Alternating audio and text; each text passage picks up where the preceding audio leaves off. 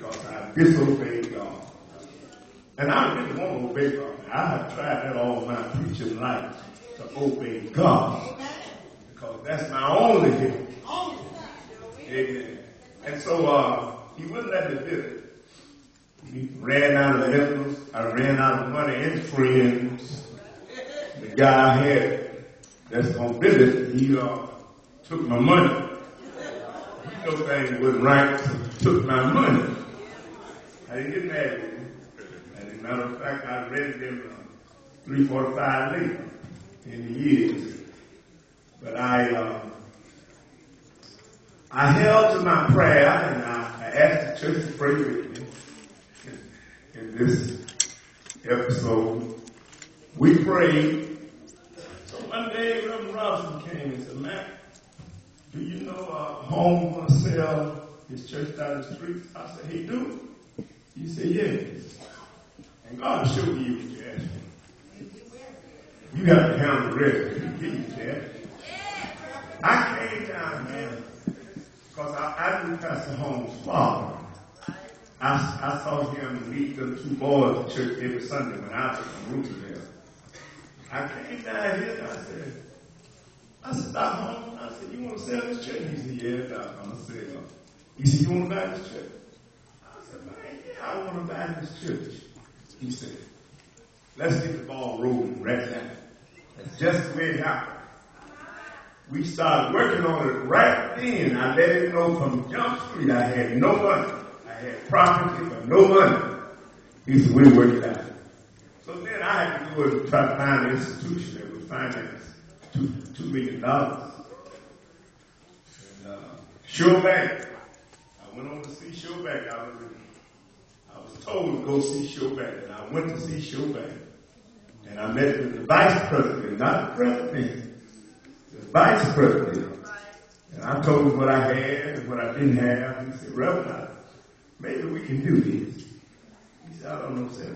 I'm going to set a meeting 2 weeks later." I said, "Okay." So sure enough, he set the meeting 2 weeks later, and we met, me, him, and my wife, and my lawyer. And he said, "Reverend, we can do this."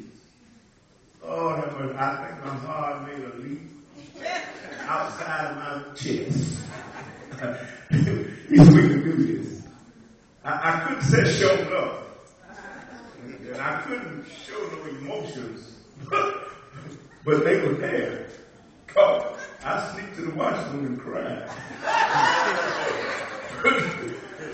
Cause I really didn't know how to feel about this. I really just didn't know how. I didn't have time to think about what God was doing. Because I didn't know how to feel. That this man said, "We're going to finance this church." And that's how we got where we are right now. Let me tell you. Let me tell you. I want to be tough at times. Now, on the other end, we could do anything we wanted to do. I mean, money, whatever we wanted to do, we could do it because we didn't have no responsibility. But when we moved out here, it was 2 years before it hit me now. 2 years later, when it really hit me, that I ain't going to eat the street no more. That we're going to have to handle this 2 years later. But I found out that I wasn't going to be able to do what I used to do. No. But the Lord brought me this far. And He's still taking me on. And let me tell y'all another thing. When you're pastoring, you got a church. I don't care how many folks complain. Somebody got to run. Somebody got to be responsible. And I asked my wife the other day, I said, "Who you think that new home?" And I ain't talking about no singing and no preaching and no teaching. Who you think that new home can handle if I step back? Because see, I spend my money. I have spent my money all this church life. This church wouldn't have been here if I hadn't been spending my money.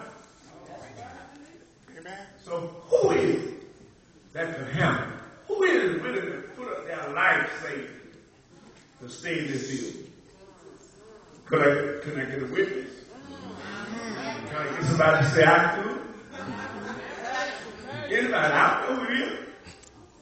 If you think you can do it, tell me and I'll let you. As long as you take care of me, I'll tell you.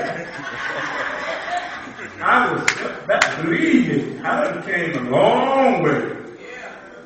You know what a flood 48 years took out of your life? Some of y'all not even 40 years old.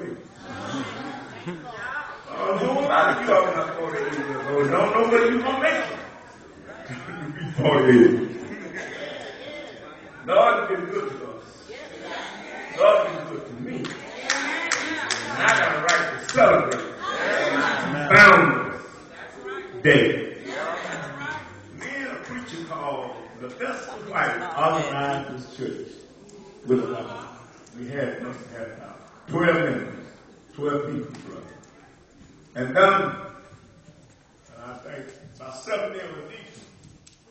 And after I had been with them a month, neither, Brother Stone called me down in the office and said, Mac, you got to go. I said, what do you mean? He said, them deacons rented this place in their name, not the church name. And they want you to go. They didn't tell me that. They told him because he's the one who's going to rent it. I said, okay, brother. I said, okay, if that's where you're going, I got to go to you.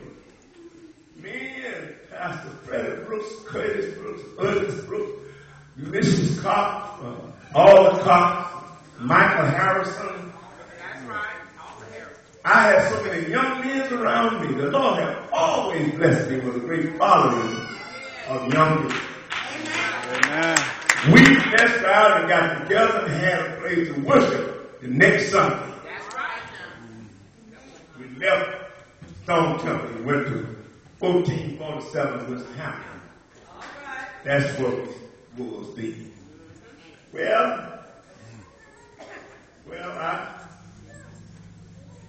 I was raised in with them deacons and a bad pastor because I wouldn't let them rule me.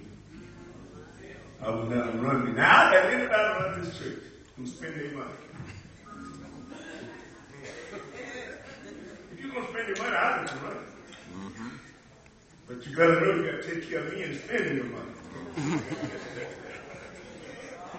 Ain't nobody got nothing to run nothing if they ain't putting up some money. Amen. If you ain't putting up money, you need to shut up. Because it costs money to run things. Amen.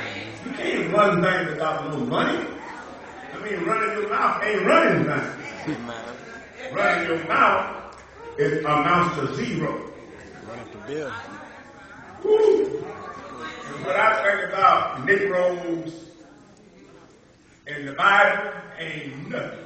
Because Negroes don't care nothing about no God and no Bible. Mm-hmm. They will double cross you in a minute. Amen. Shout.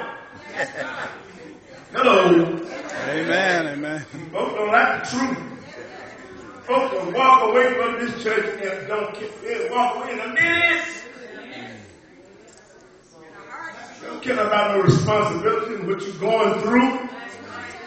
And God just bless those of you who stay here and help me do this stuff. Yes, God blessed me with you. But a whole lot of people walked away because they couldn't have your way. But you can't have your way in church now. Not if you got a pastor now. You got a sister up here. You can have your way, but you can't have your way with no pastor. There's no pastor to let you have no way. You ain't what you need. You follow it. That's what you are. You're a follower. And a follower needs to know their place. Stay in your lane when you're following. If you don't like something, leave. That's the way you do that stuff. You don't stay around and raise hell. You leave. So I'm celebrating Founders Day. Amen. Amen. Still look good though.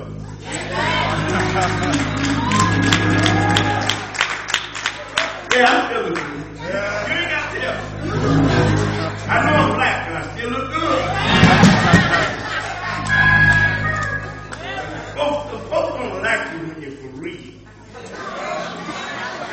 They want you to be phony and I'm for real. I will tell you off in a minute. When you step out of your lane, over in my lane, I will tell you off. And I don't care about hitting your feet. Stay in your place and I stay in mine. Going to city sick. That's not the pastor's job. It's the membership job. Hello? For years in Mississippi, they sent the pastor to see the sick. Well, it didn't start too. It's my religious duty to go see folks, not my pastoral duty. It's my slave duty. I ought to have a heart to go see people. And so should you. So I got this young lady here to be my missionary. To go to the hospital for me. But it ain't her job because I got her and put her in that position. It's your job too. But y'all ain't got to worry about me. If I go to the hospital, don't come see me. Go home.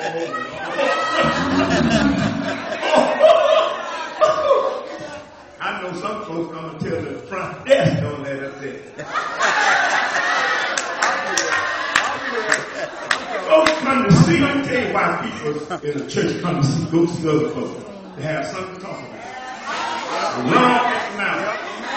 They don't come to see you for what it's worth. I know. And if you're going to see somebody, go to see them prayerfully. That's right, Pastor. But they're talking no business. That's right. Somebody in the hospital, you want to talk about, child, you know what happened at church today? You ain't got to say no stuff like that.